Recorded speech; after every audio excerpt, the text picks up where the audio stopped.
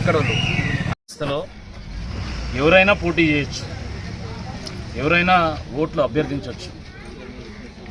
కానీ దురదృష్టకరమైనటువంటి విషయం ఏంటంటే కాంగ్రెస్ పార్టీ అధికారంలోకి వచ్చినటువంటి మొదటి రోజు నుండి ప్రజాస్వామ్యాన్ని కూనీ చేసేటువంటి ప్రయత్నంలో అనేక రకాలుగా ప్రత్యర్థి పార్టీల కార్యకర్తలు నాయకులను ఇబ్బంది పెట్టేటువంటి ప్రయత్నం చేస్తూ ఉన్నారు. ప్రశ్నించే తత్వం ఈ తెలంగాణ గడ్డ మీద ఉన్నది. అది ఎవరైనా కావచ్చు.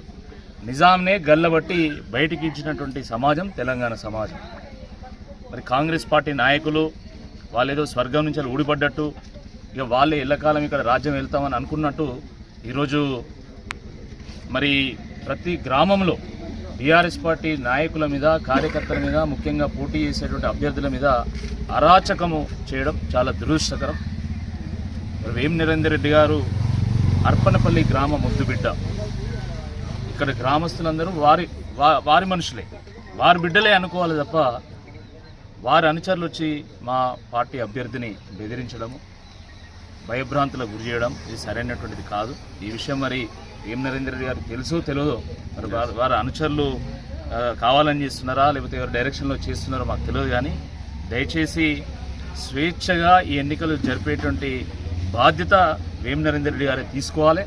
స్వేచ్ఛగా మా పార్టీ అభ్యర్థి మంచిగా ఇంటింటికి పోయి ఓట్లు అడిగి అభ్యర్థించేటువంటి ఒక ప్రయత్నాన్ని ఎక్కడ కూడా అడ్డుకోకుండా మరి వాళ్ళ కార్యకర్తలకు ఇన్స్ట్రక్షన్స్ ఇవ్వాల్సినటువంటి బాధ్యత వేం నరేందర్ రెడ్డి గారు తీసుకోవాల్సిందిగా ఈ సందర్భంగా గుర్తు చేస్తున్నాము.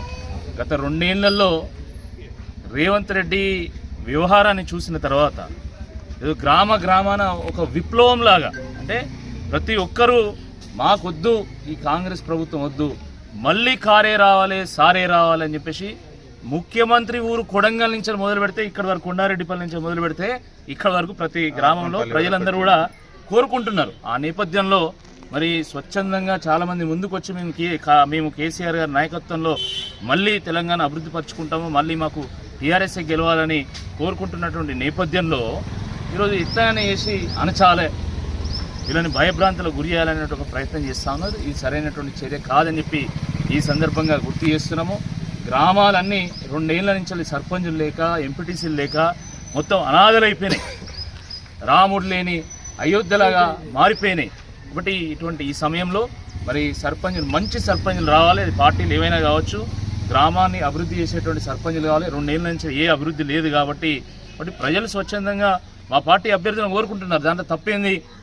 కాబట్టి ఈ చిన్న విషయాల్లో కూడా వాళ్ళు ఏరుపెట్టి మరి ఇది వాళ్ళ స్థాయిని దిగజార్చుకోవద్దని చెప్పి ఈ సందర్భంగా గుర్తు చేస్తూ తప్పకుండా శంకర్ నాయక్ గారి నాయకత్వంలో, కేసీఆర్ గారి నేతృత్వంలో తప్పకుండా మళ్ళీ ఈ అర్పణపల్లి కానీ ఇంకా చుట్టుపక్కల గ్రామాల్లో కానీ తప్పకుండా గులాబీ జెండా ఎగురుతుందని చెప్పి మాకు పూర్తి విశ్వాసం ఉన్నది.